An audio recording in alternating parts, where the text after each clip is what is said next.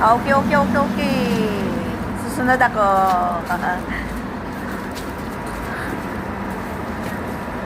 Sarap maglakad. Ang init nga lang. Ang tagal na natin nag-iikot-ikot. Over-exercise na. Pero okay lang. Sige, dahil today, Father's Day. Oh, happy Father's Day sa lahat ng mga tatay dyan. Sana mag-celebrate din kayo kasama ang inyong buong pamilya. Ito, kasama ko ang aking mag-ama.